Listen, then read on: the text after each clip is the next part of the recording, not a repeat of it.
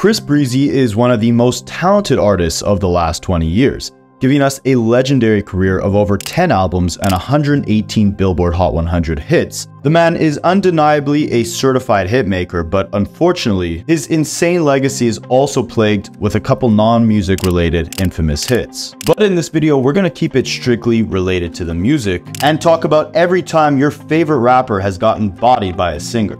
There's a lot of little nuggets in both of their disses that if it wasn't for these breakdowns, and salute to, guys like this, Rapaholics, because I think they directly get it. Now, Chris Breezy's catalog of beefing with and bodying rappers inside and outside of the booth dates all the way back to 2009. This is when the brand new hip-hop collective Odd Future was slowly on the rise, comprised of modern-day legends like Tyler the Creator and Frank Ocean, and some rappers with some of the most unique stage names in history, including Haji Beats, Earl Sweatshirt, and Taco. Now, you might recognize Tyler the Creator and Frank Ocean for the current lush, melodic, jazz, and R&B influenced music that they make today. But back then, every member of Odd Future was known for the exact opposite, crafting a chaotic whirlwind of edgy, raw, satirical bars and soundscapes. And Tyler the Creator was at the forefront. Back then, a big part of the humor in Tyler's music was the way he would often name drop and troll bigger celebrities and figures in the industry. And Chris Brown was a major target of Tyler's bars early on. The worst bar coming from Tyler's December 2009 track, Butt Milk, where he referenced Chris Brown's February 2009 altercation with Rihanna. Tyler rapped, "Rihanna haircut, somebody tell Chris Brown to F me up." In 2009, Odd Future was still on the come up and they likely were not on Chris Brown's radar. However, by 2011, they were inescapable. And in June of 2011, Chris Brown seemed to catch wind of the hype that Odd Future was making, and he voiced his criticism of it. He got on Twitter and he said, "All this demonic music is whack. What happened to people being happy? Hashtag, yeah, I said it." Now, Tyler the Creator's right-hand man and fellow Odd Future member Haji Beats took the statement personally and responded, "This guy Chris Brown mad because Tyler's talking about him beating Rihanna up. My guy, don't be mad bro, you did it. I'm done here. This gold hair guy's a frog." Tyler the Creator also responded to Chris's demonic music tweet by saying, "Why is Chris Brown talking about Metallica? Weird." And by then, the Twitter fingers were in full effect, with Tyler the Creator doing a stand-up comedy bit about Chris Brown's golden haircut, and Chris Brown doing his best to paint the narrative that Tyler was just a desperate fan looking for attention. And I don't know which paint job was worse, Chris Brown's haircut or this failed narrative that he tried to paint. Tyler might have been a fan of Chris's music, but he definitely wasn't a fan of his haircut. As he tweeted out, "Chris Brown thinks he's a sunflower. Hey guys, it's me Chris. I think I'm a light bulb. Okay, bye." Chris Brown is a stunt double for a highlighter. Chris Brown went to his barber like, "Can I get an effed up with a taper?" He did admit to liking Chris's music though by tweeting at him saying, "Dude, Look at Me Now is my jam. I really like that song. It makes me feel like invincible, like I could just punch something. It's no beef between me and Chris Brown. I really like that song though, not being sarcastic."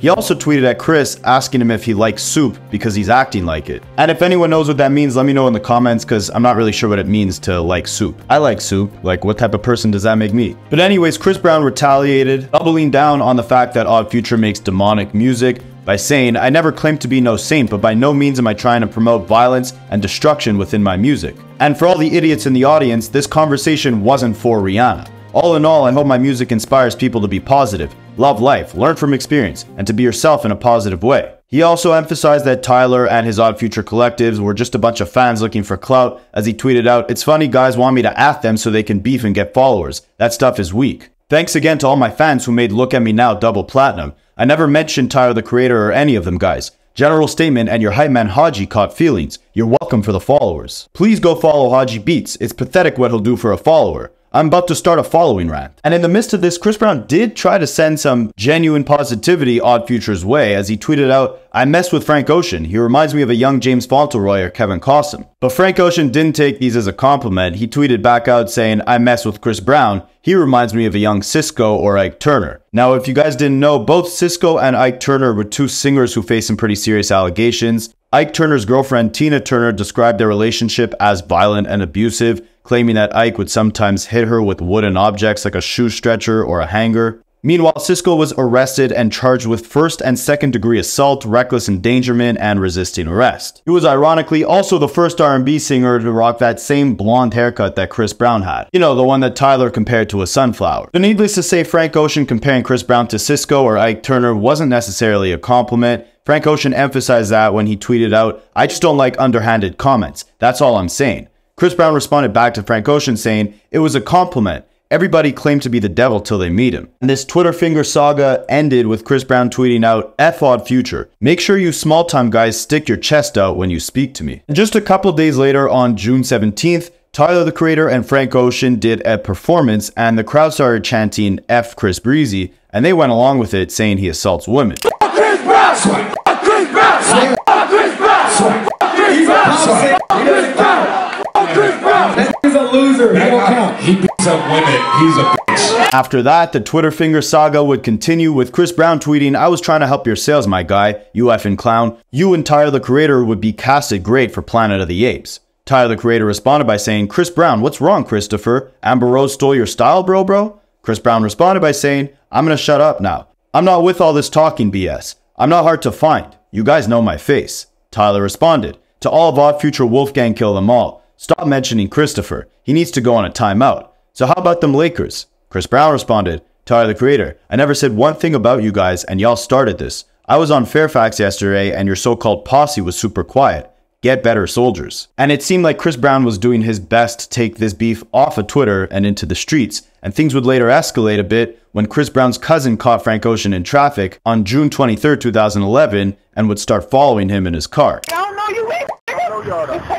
Frank Ocean running. That's all you gotta do. Yo, Frank Ocean, what it do? Tyler the Creator then spoke on their beef in an interview with Tim Westwood, where Tim Westwood implied that the beef started over a misunderstanding where Chris Brown was trying to compliment Frank Ocean, and Tyler the Creator said that the public doesn't know the real reason why this beef is happening in the first place. Did Chris Brown do that to you? Damn, he just came foul as fuck. I just want to let it all out. I just want everyone to know the truth. The people that know the truth, and that's all that matters. Exactly. I mean, a misunderstanding. It was a compliment which came out like 180 degrees. You guys don't know anything. You guys think you know what happened. You guys don't know anything. A couple days later, the king of beef himself, The Game, had to jump in and then take credit for squashing the beef between the two. I spent about an hour on the phone with Chris, talking to him first, and then after that I reached out to Frank Ocean and Tyler, and I told them that it wasn't right. You know, they were new, and then Chris just got, out of the turmoil and back on top, so they both agreed to tweet at each other and kill it, and that was cool. Funny enough, he would later engage in a small beef with Chris Brown over Chris's ex, Karuchi. Tyler the Creator would also hop on a feature for The Game later that year and rap that his future is brighter than Chris Brown's blonde haircut. But before we got that record, we had The Game tweeting out, "Tyler the Creator, the homie, and Frank Ocean just starting what can be a long, successful career. Don't F it up by beefing. Focus, guys, focus." Tyler tweeted back out saying, "The Game, you're right. One more joke and I'm done." The Game also tweeted at Chris Brown saying, "Focus on you. Beef is not getting anyone anywhere nowadays. All you do is lose. Endorsements, appearances, and opportunities." Chris Brown tweeted at The Game saying, "These guys are frail." Tyler jumped into it by saying, "Anyway, I gotta take a crap." Now, the beef did seem to die down here with Chris Brown tweeting out, "This beef stuff is stupid. Frank Ocean, I respect you and your music and Odd Future. Ain't nobody beefing with nobody. Y'all can have that. Love." Tyler also tweeted out, "Stuff got too real on both ends. I'm over it. We're all over this stuff. It's stupid. Swag it out." However, Chris Brown would later delete his tweet, and allegedly in 2012, he was asked about Frank Ocean recently coming out of the closet, to which he simply replied, "No homo." But Chris would deny ever saying this by going back on Twitter and saying, "My opinion on the whole Frank Ocean subject is ... Love who you want to love. It's your decision. People stop searching for BS." And while it seemed like it was all love, Chris Brown might have been right in saying that he was giving Odd Future clout, as by this point Frank Ocean released his major label debut, Channel Orange, in summer of 2012, which massively outsold Chris Brown's fifth studio album, Fortune, which was released in that same summer. So while the Twitter beef between the two had boiled down, the battle between the bigger R&B singer had just begun. And that's when we get to January 2013, when Frank Ocean was pulling up to the Westlake recording studio, the same studio that Chris Brown was leaving. Frank allegedly told Chris Brown he was parked in Frank's parking spot, and apparently Frank Ocean was blocking Chris from leaving and said, "This is my studio and my parking spot." Chris Brown tried to dap Frank Ocean up, and this is where the story turned sour. It's not confirmed who hit who first, but allegedly they both put the beats on each other after arguing over that parking spot. Chris Brown's crew stepped in and threw swings at Frank Ocean, and there's even footage of Frank Ocean knocking Chris Brown's bodyguard to the ground. I guess Frank Ocean was the true originator of the term getting bodied by a singer. Now, the police were called and Frank Ocean was the only one who spoke to them, So in the incident, he was named as the victim. But Sean Kingston, who was at the scene when it happened, claimed that it wasn't Chris Brown's fault, but confirms he was trying to dap up Frank Ocean and Frank rejected it. Then he disrespected Chris, and that's what started the brawl. Now, Frank Ocean's injuries weren't substantial, but taking on Chris's entire crew did leave him with a cut on his left temple and right index finger. He then confirmed the fight on Twitter by saying, "Got jumped by Chris Brown and a couple guys. LOL. I only wish my dog Everest was there. I cut my finger, now I can't play with two hands at the Grammys." And Frank would decide not to press charges and made a public statement saying, "As a child, I thought if someone jumped me, it would result in me murdering or mutilating a man. But as a man, I'm not a killer. I'm an artist and a modern person. I'll choose sanity. No criminal charges. No civil lawsuit. Forgiveness. Albeit difficulties is wisdom. Peace. Albeit tried is what I want in my short life. Peace." And Frank would end up having the last laugh as he won R&B Grammy Album of the Year that year, beating out Chris Brown in the same category. Frank Ocean. And Chris Brown wasn't too happy about it, as he was noticeably the only one not standing up to applaud Frank Ocean as he walked up to accept the award. Frank Ocean would continue trolling Chris Brown as he sneak-dissed him on a feature on Earl Sweatshirt's song Sunday, where he said, "Forgot you don't like it rough. I mean, he called me the F word. I was just calling his bluff. I mean, how anal am I gonna be when I'm aiming my gun?" He then wore a shirt with Chris Brown's face on it that said "Wanted for domestic violence." And this seems to be where the story concludes. While we never got music from Chris Brown or Frank Ocean or Tyler the Creator, both of them did seem to confirm that the beef was over and they were taking the high road. What happened between Chris Brown and Frank Ocean? Was it really over a parking space, or as much as you could talk about it? Well, with the Frank Ocean situation, I just put it like this: it's in the past. Some stuff went down, but it's whatever. It's no, you know, it's always a misconception. Sensationalized? It's always sensationalized and always blown out of proportion. You know, I got respect for his music. I got respect for everybody else. So, you know, I ain't really trying to, you know, go back down that route. Everything for me is moving forward. But that could be because Chris Brown was now focusing his attention on his next victim, Drake. So, unlike Chris's issues with Odd Future, his relationship with Drake wasn't always all bad. They started off as friends, as Drake was signed to Lil Wayne's label, who was a frequent collaborator of Chris Brown. The two performed at several Lil Wayne concerts together back in 2009, and they even got in the studio together. Drake confirmed this in a 2010 interview with Extra TV that him and Chris Brown had recorded together. Tonight I just been in the studio. I was actually in the studio with Chris Brown for a little bit. Yeah, this is a big record, man. And a few months later, we got the first track of the two, which was a remix to Chris's track, Deuces. It's useless all this fighting, let's get past it now. Even when I throw them deuces, you just send it back around. Ironically, this record was about his failed relationship with Rihanna, and at the same time, Drake was spotted out with Rihanna quite frequently and even collaborated with her on the record What's My Name. But even though Drake was cuddling up to Chris's ex, by 2011, things still seemed to be all good between the two, with Chris Brown even remixing Drake's song Marvin's Room. However, while Drake's version was him talking to a girl that was with another guy, Chris's version was him singing from the perspective of that other guy, leaving many people to believe that Chris was referencing the love triangle between him, Drake, and Rihanna. I'm just saying you could do better.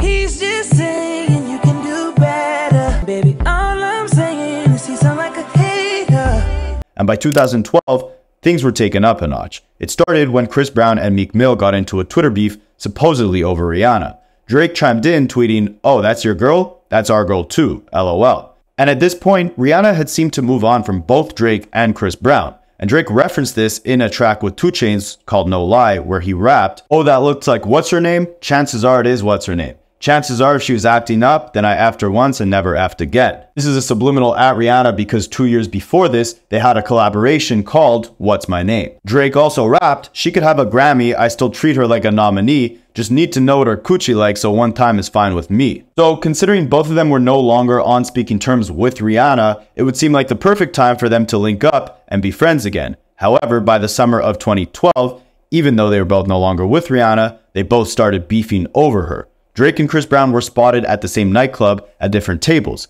Funny enough, Meek Mill was also there. Chris Brown sent a bottle over to Drake and Meek Mill's table, and Drake sent one back with a letter saying, "I slept with the love of your life." Now, as the argument escalated, Drake allegedly punched Chris Brown in the face and struck him across the chin with a bottle.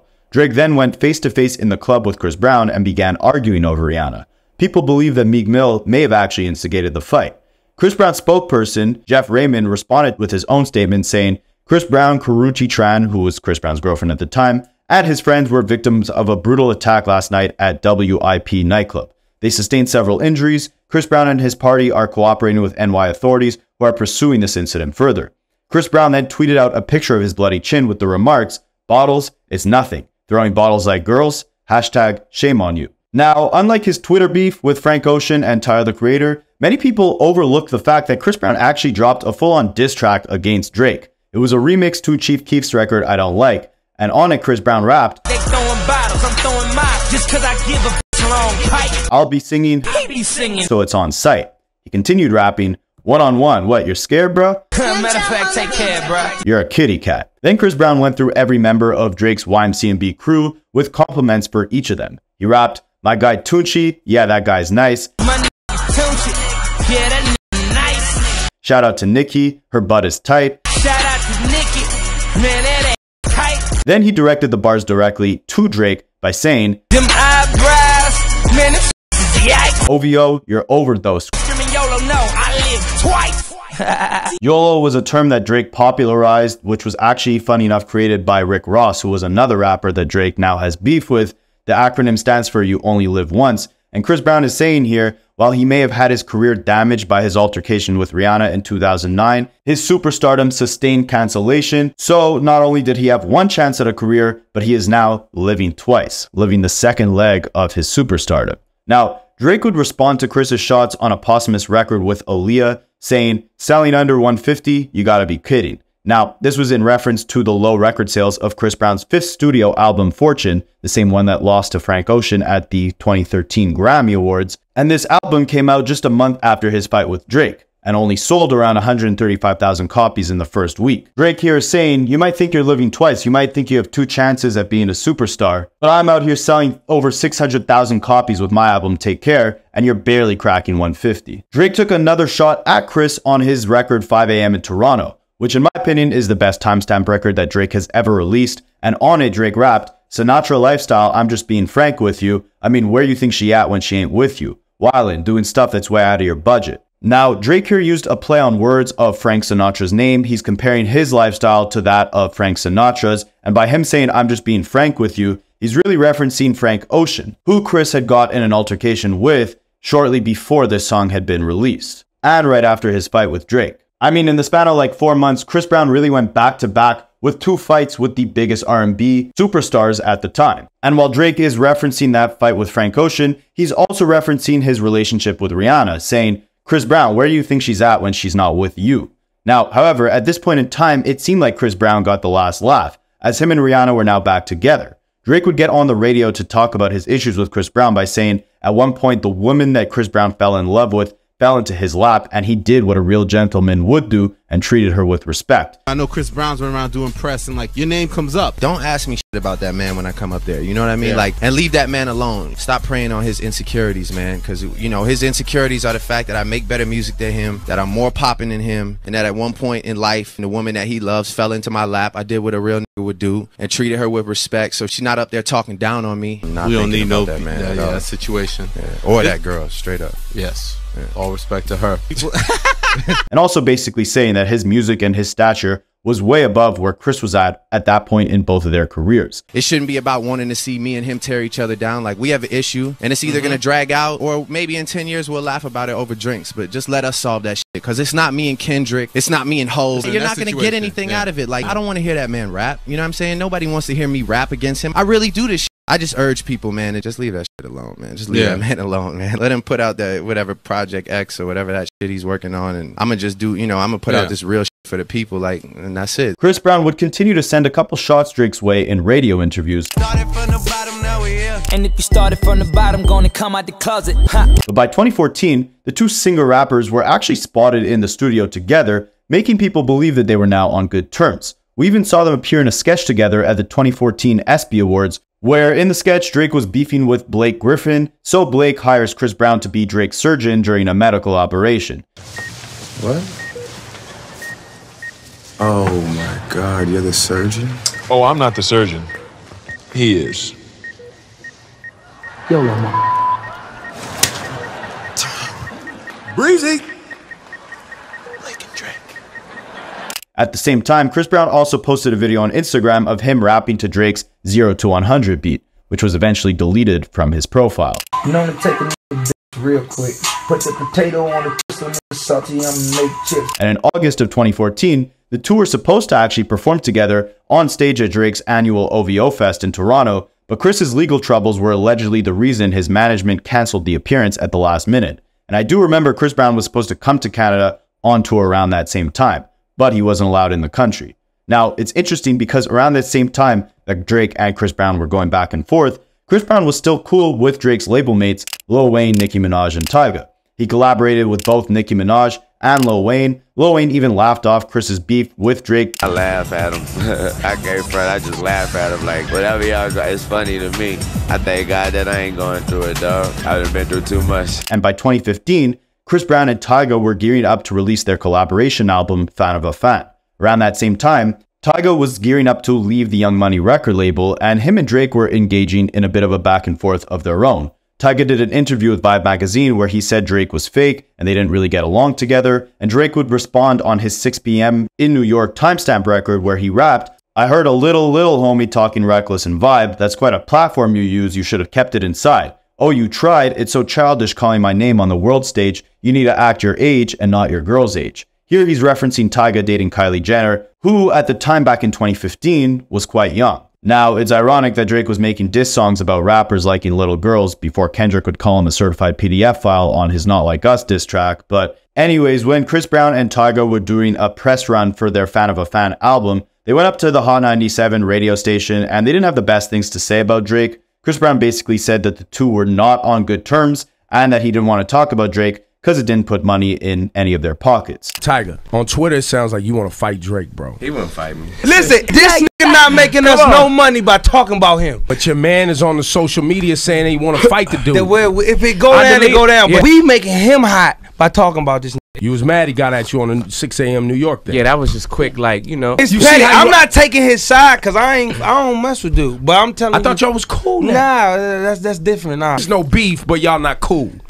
I'm on probation. That's all I'm gonna say. Drake had bigger fish to fry. He was beefing with Meek Mill at the time. He dropped back to back. And by 2016, he was on top of the world. He dropped his record Summer 16 to kick off the year. And he actually had some bars for Chris Brown on the record. But they seemed pretty positive, with him rapping that he hit him with the hotline, Chris Breezy with the dance moves, shouting out Chris Brown's strong dancing abilities. Later that year, as Chris Brown was going through his breakup with his ex-girlfriend Karrueche, he called her out on Instagram for flying out to Canada and going on dates with Drake behind Chris Brown's back. So I guess Rihanna wasn't the only woman involved in this love triangle. Karrueche was also in the picture, making it a love cube. And while we didn't hear anything from the two for the next few years, by 2019, it seemed like that love cube had gotten squared out, no pun intended, and we got a couple pictures of Drake and Chris Brown spotted at the same party.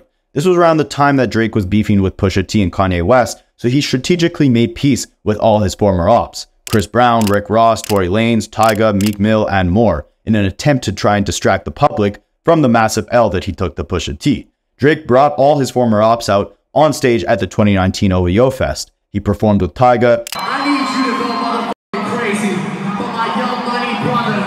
Another that's having a hell of a year. Please make some noise for Tyga one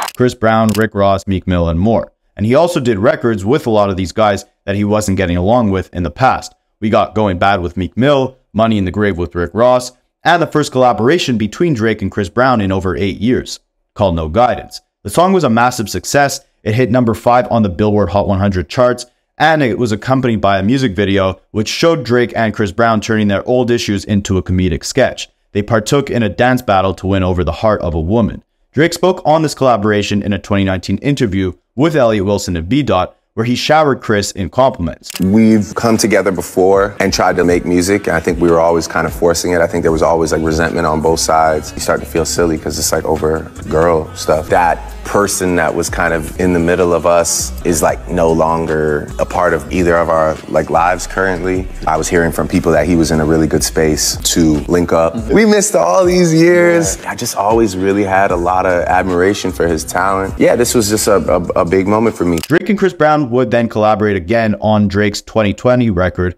Not You Too. and this would be the last time we heard the two together on a record. But Drake did bring Chris's name up in his 2024 diss track against Kendrick Lamar titled Family Matters, where he rapped, "You know who really bang us out there is CB." Drake here is trying to say that for all the tough talk Kendrick was doing, he wasn't a real gang member in LA like Chris Brown was. Kendrick would then destroy Drake with his Not Like Us record, and Chris was actually seen dancing to the song at a nightclub.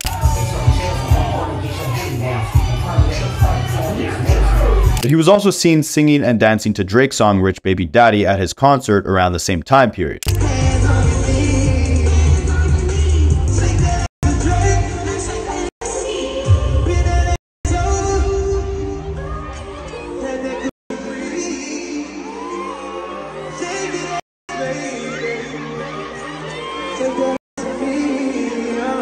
So it's safe to say Breezy is staying far removed from this 20v1 between Drake, Kendrick, and the rest of the rap industry, and Drake and Chris at this point are probably on good terms. But his issues with Drake played out a lot differently than his beef with Soulja Boy. While Chris Brown and Drake actually went head-to-head in a nightclub, Chris Brown and Soulja Boy were supposed to do the same in a boxing ring. But let's unpack why that was gonna happen and why it didn't. It all started back in December of 2016, when Soulja Boy commented a bunch of heart emojis on Chris Brown's ex, Karrueche's Instagram picture. So Chris Brown responded in the only way he knows how to, by cussing Soulja Boy out. A couple weeks later, on January 2nd, 2017, Soulja Boy started off the new year right by getting online and calling out Chris Breezy. Now pay attention, because the next few days, the first few days of 2017, were very intense. Alright, so Soulja Boy basically claimed that Chris Brown called him, offering to give him the beats for commenting on Karrueche's Instagram post. Soulja Boy started his rants on Twitter saying, "Chris Brown just called me and said he want to fight me because I like Karrueche's picture on Instagram.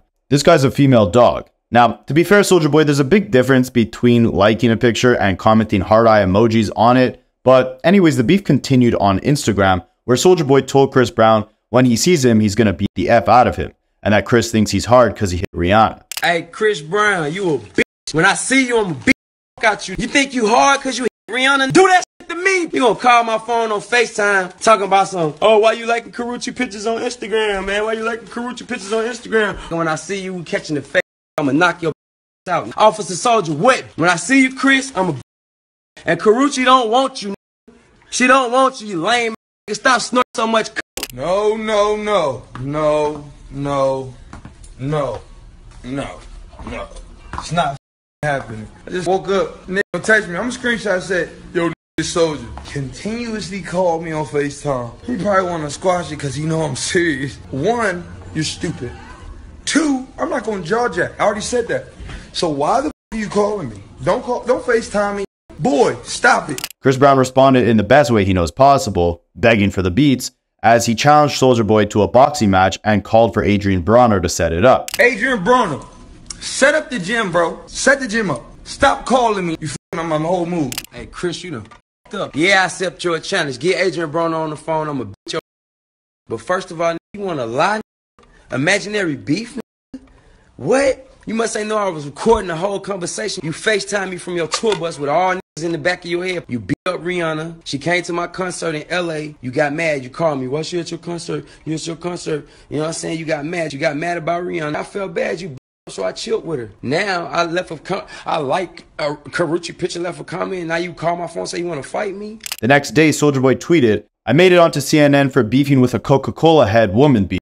Soulja Boy wrote in one tweet, "Chris Brown, you're looking crazy right now. See you in the ring. Set up the fight and I'm done talking." The two would continue taking shots at each other on Instagram, and on January 4th, Soulja Boy would tweet out, "Setting up the boxing match with Chris Brown, and I wanted Adrian Bronner to train me, but he can't, so I'm getting Floyd Mayweather." Soulja Boy also told Chris that he can't come to his hood, and that Chris saw him in the studio 2 weeks before this and didn't have any problems with him then. He also said Chris Brown was snorting white powder off the mixing board in the studio, and his substance abuse is why his ex Karrueche doesn't want him anymore. Hey, CB, you put this on yourself. You started this. Now, since you want to lie, I'm going to embarrass you. I'm going to expose you. You just seen me at the studio, my homies at the studio 2 weeks ago. Why you ain't saying nothing about this when you seen me? You snorting cocaine off the SSL board in the studio. Yeah, I smoke weed, I sip a little bit of lean, but I don't snort no coke. That's why Karrueche don't want shit to do with you. You a crackhead, and you can't take care of your daughter. Yeah, you got money, but you got money, but you lame. Your baby mama ain't got nothing good to say about you. Don't act like I ain't been to your house and been around your daughter. I'm a you out and I'm expose you. You know how I'm rocking? Big Soulja. Yo, realistically, it's what, like the third day of New Year's and all that shit. He did all this shit just so I wouldn't whoop your ass. AB, we got that boxing gym. I give you 3 rounds, Soulja, 3 minutes. 30 seconds when that adrenaline run out, you're gonna have to deal with that nigga that been training. We both know that you know what I do. I don't talk shit.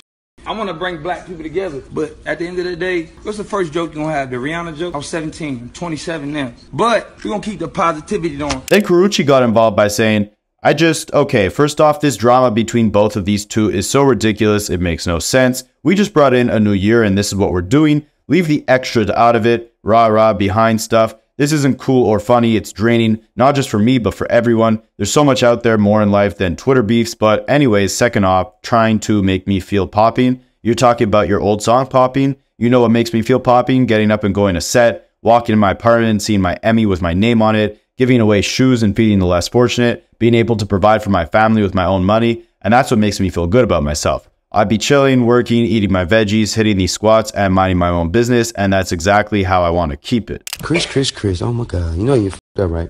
Karrueche just dissed you. And I'm pretty sure you got wind of it because you just dissed her back. Yeah, the girl you want to fight me over don't want you. I told you that. You should have listened to your bro Soulja. So look, okay, here's Chris. No one asked for this opinion. It ain't over you. Girl, keep the fame you got and stay classy. This man randomly started this. You call me. Now you gas. Plug what you got going on and how do you even know you again? Ain't no more cray. All that shit did is just being playful on your comments. Notice how much attention you want to get into. I said that. Karrueche, you're 2 years famous. I'm sick of coming at me. Nobody give a fuck. You in the dream world. I f all your friends. You're retarded. Damn, Chris. Damn. Just a little bit ago, you called my phone and want to fight me because I like this girl picture. Now she just dissed your ass and you going the f off on Instagram. So what was the whole Soulja Boy thing about? Stop believing your lies, bro. It's not an imaginary beef. This would never happen if you want to call me tripping about a girl that don't like you. And it seemed like Soulja Boy would take influence from this and be inspired to start hitting squats of his own and just be chilling, minding his own business. Because later that same day, after all the Instagram back and forth, Soulja Boy went on Twitter and actually apologized when he said, I just want to send an apology over the past couple of months. I've been acting out. I've been wilding out. At the end of the day, it's not about who starts the beefs. It's about who ends them. No amount of money, no amount of cars, no amount of fame will make me all right with knowing my mom's sick. And I know she's not proud of my actions and what I've been doing recently. But the king troll himself, 50 Cent, would snap his troll son Soulja Boy out of this, reminding him that there's money on the line. He got on Instagram and said, tell Soulja Boy I said stop apologizing. Get the Draco out, build the hype for the fight. Put the money on the wood. I'm covering the bet for every set. LMAO. 50 Cent also confirmed that Floyd Mayweather would be a big part of the boxing match as well. He said, we're talking money now. Big Money Champ said he will take the bet. Mayweather Promotions is going to promote the fight. This is the shut up or put the money up challenge. Where the bag at? Chris Brown commented on the post saying, 50, make sure these guys get our money right. We buy a yacht after this. All the media Soulja just stopped, bro. In a matter of 2 hours, you apologize. You tried to call me. Come on, bro. You gotta say anything else. It's not over no one. Not her. She just spoke out of turn. You came at me. I just don't do that. You gonna be a man, be a man. Stop talking on the internet. Stop being cool. Mama Kingston, I love her. Sean Kingston mama? Yeah, you been living in the little room at their house. You was renting everything else. Stop it. I'll show this text message saying she gonna kick your dirty out. So stop playing with me. The next day, Soulja Boy would post a video of him with Floyd Mayweather, confirming that Floyd was training him for the fight. Champ, what we gonna do? Mayweather Promotions. Oh, we gotta get that money. The biggest fight of the century. We gotta get that money. 2017, we already started off with a bang. We gotta get that money, man. The money team. We have to get the money. And in the midst of the back and forth on Instagram, things got heated when Soulja Boy reposted a picture of Chris Brown's baby mother, Nia Guzman, and his daughter Royalty, repping Mayweather's money team. Chris Brown made it clear that although he was down to meet Soulja Boy in the ring, any mention of his daughter was off limits. He clapped back by saying, bro, all jokes aside, like seriously, we're going to set up this fight. It's going to be professional. You can do all that, but one thing you're not going to do, I'm going to be real with you, stop bringing my daughter into this. Stop saying stuff about my effing daughter, bro. I'm telling you right now on anybody you believe in. Soulja Boy then sat down for an interview with Floyd Mayweather to discuss how this beef started.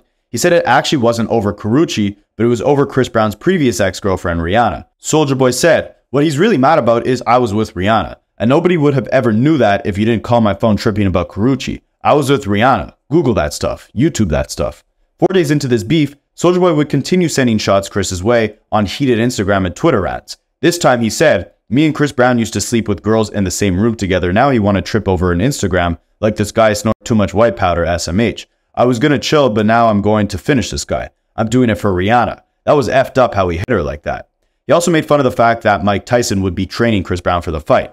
The next day, Mike Tyson would get on Instagram to confirm that he would be training Chris for the fight, as he said, "So it's confirmed. I just got off the phone with Frenchie and Chris Brown. I'm training Chris. He chose me as his trainer to take on Soulja Boy. And Soulja Boy, what the F you talking about? Only thing I'm gonna teach him is how to bite somebody's ear off. Yeah, that's right. I'm gonna teach him every dirty trick in the book to knock you out, because I'm not gonna teach him how to run." So it's confirmed. I just got off the phone with Frenchie and Chris Brown. I'm training Chris. He chose me as his trainer to take on Soulja Boy. And Soulja Boy, what the f you talking about? Only thing I'm gonna teach him is to bite somebody's ear. Yeah, that's right. I'm gonna teach him every dirty trick in the book to knock you out, because I'm not gonna teach him how to run. Iron Mike also shared a snippet of a Soulja Boy diss track he was working on. If you show up, it's going down.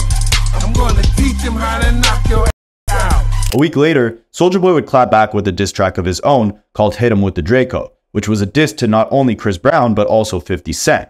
Soulja Boy started off the song by saying, "Hey 50 Cent, what are you talking about? You made all that money off vitamin water and then filed for bankruptcy. You know I'm gonna knock Chris Brown out when I see him." He also rapped, "Hit him with the Draco one time, hit him with the Draco 2 times. Stand in the box, I jab, I'ma knock out Chris Brown." Now, the scaliness of these bars was enough to get Mike Tyson to officially release his own ruthless diss record against Soulja Boy. And while all these diss records were being fired off, one person who was awfully quiet was Chris Brown.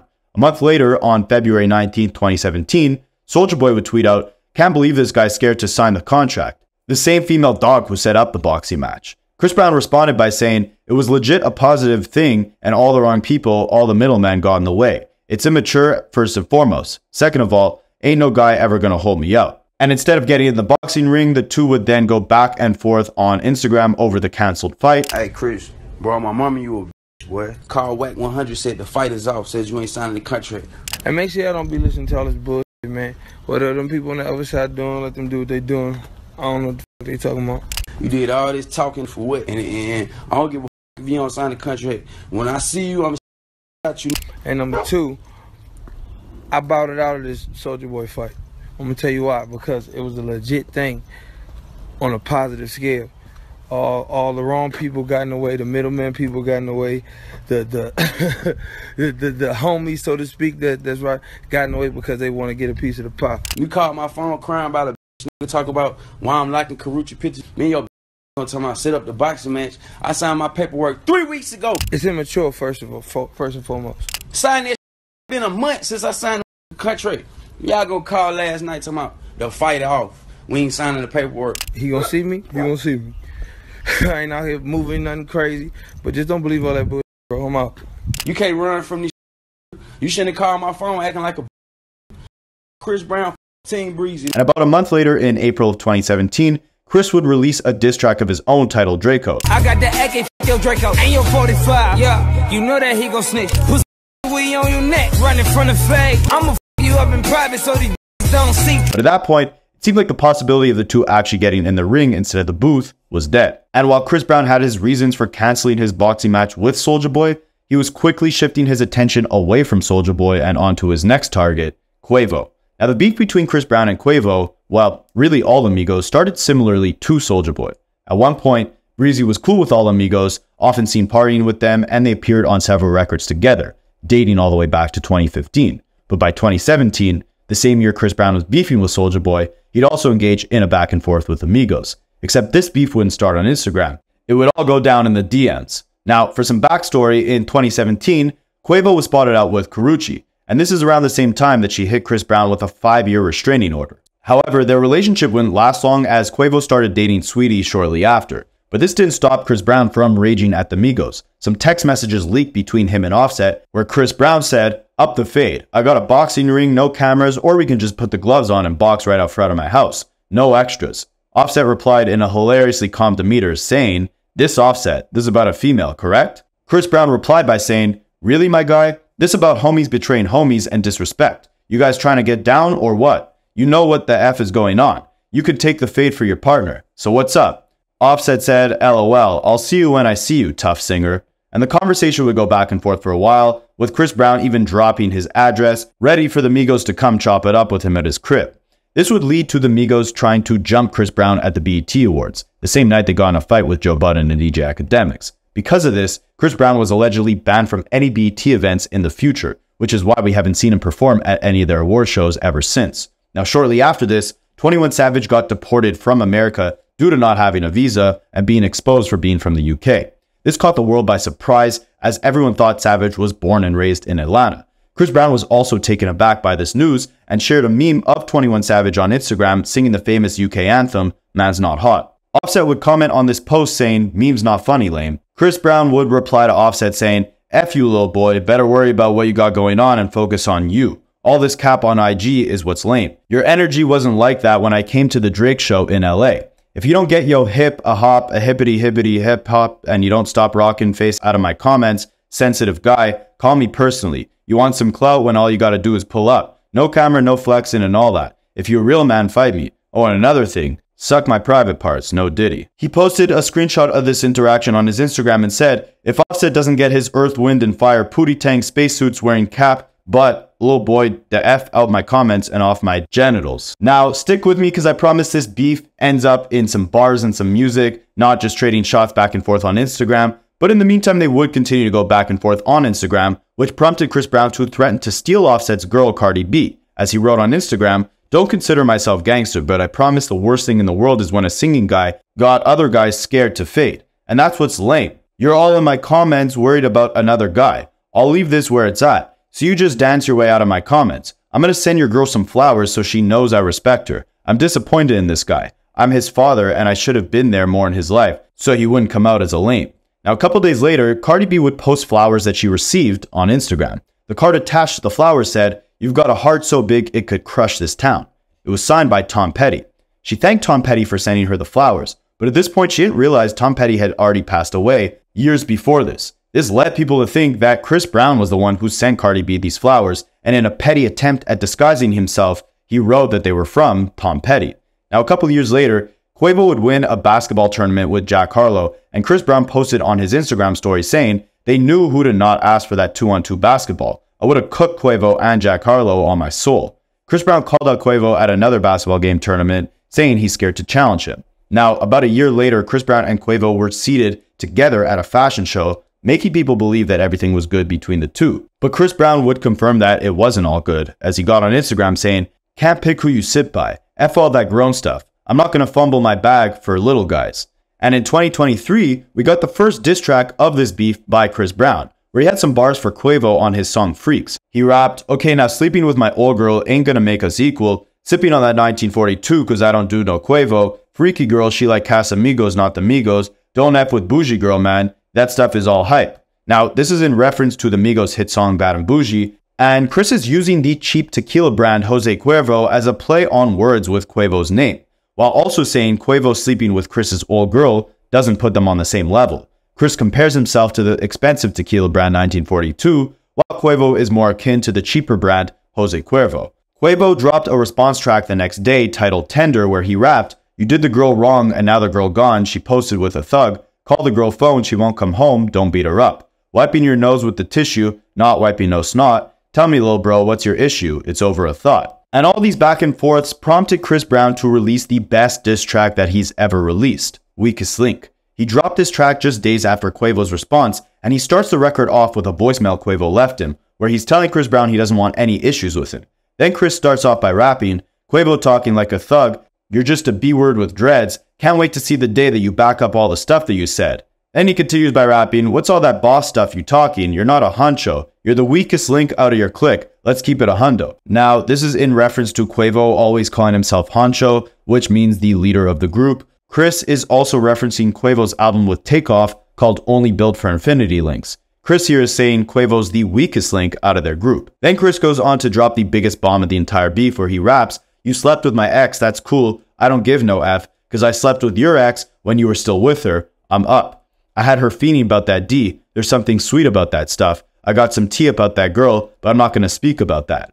Here, Chris is basically implying that while Quavo might have dated Chris's ex, Karrueche, Chris did something even worse. He slept with Quavo's ex, Sweetie, while they were still dating. Then Chris flips the shots Quavo threw about Chris beating girls up by rapping, "Stop talking about beating girls, you was beating girls on the elevator, we seen the tapes, that's devastating."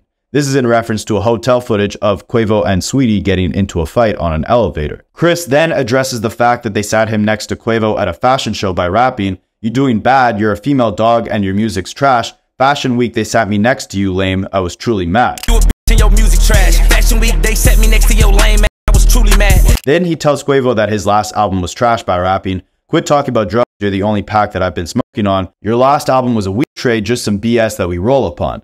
Then Chris drops one of the most ruthless set of bars ever laid on wax where he raps, "RIP Takeoff, he the only one that got true respect. Crazy how when he died, everybody wished it was you instead."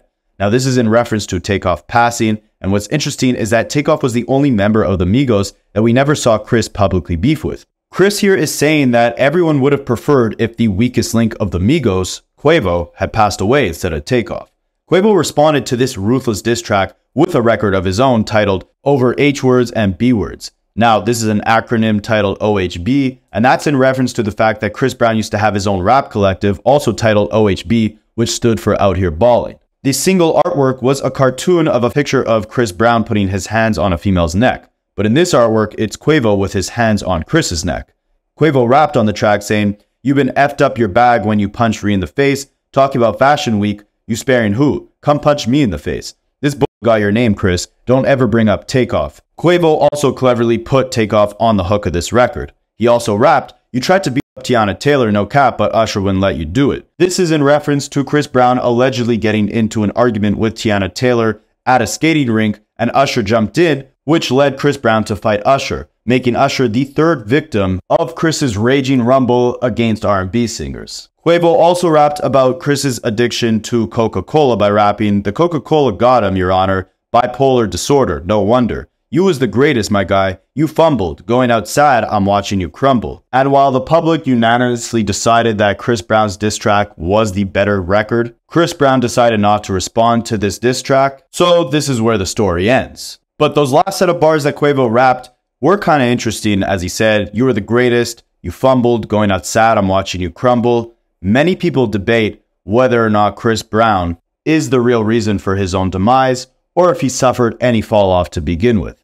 I mean, if you put it into perspective, he's about to go sell out a 90,000 person stadium in South Africa for 2 nights in a row. He just made $70 million off his most recent tour, and he's still dropping hits and winning beefs against rappers 20 years into his career. However, he was poised to be the next Michael Jackson, and the only reason that didn't happen was because of all the altercations that Chris Brown got into and all the controversy that he brought upon himself. If that horrible incident with Rihanna never happened in 2009, odds are Chris would have a lot more resources at his disposal to elevate his music and make it much higher quality than it is today. He'd be able to work with many more songwriters, producers, and other artists. He would never be banned from any award shows or blackballed off any playlists or streaming platforms. And it's impossible to predict what would have happened in an alternate universe, but unlike a lot of the biggest pop stars in the 2010s, Chris Brown was not able to work with the best of the best songwriters and producers. Plus, he beefed with some of his biggest counterparts like Frank Ocean and Drake. If he wouldn't have destroyed all these relationships, it's possible that he would have been able to make much stronger collaborations and projects throughout the years.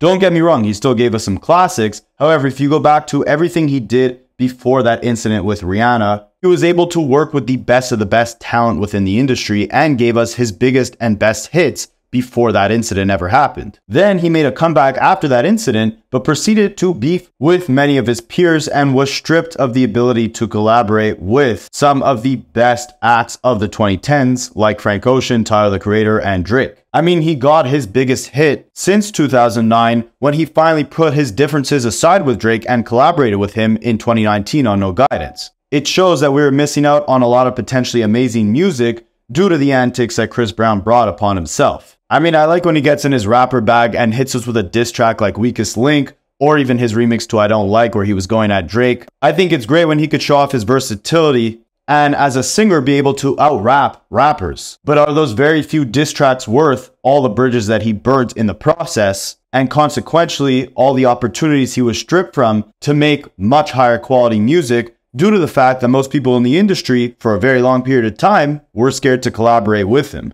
I think the most valuable lesson we can learn here is stop beefing over women in 2024. It's useless. I mean, look at Rihanna. She's happily married with kids with A$AP Rocky. Karrueche's doing her thing. I think she has another boyfriend. Sweetie is, not with Quavo or Chris Brown. And instead of all them worried about what could have been with these relationships with these women, they should have been more worried about what could have been if they all got in the studio and made some magic together. But let me know what you guys think in the comments. Were all these beefs a positive or a negative for Chris Brown's career? Did he take an L against any of these guys? In my opinion, the only true L's he took were against Frank Ocean and Soulja Boy. Soulja Boy because he was really eager to get in the boxing ring with Chris, and it seemed like Chris was the one who backed out. And with Frank Ocean, I mean, the footage is there of him knocking down Chris Brown's bodyguard, but more importantly than that, Frank Ocean went on to release classic after classic throughout the next decade. Meanwhile, the only classics we got from Chris were classic diss records aimed at Quavo. If you stuck around, drop a like, drop a little subscription, and a little comment on who you think Chris ever took an L to, and I'll catch you guys in the next one.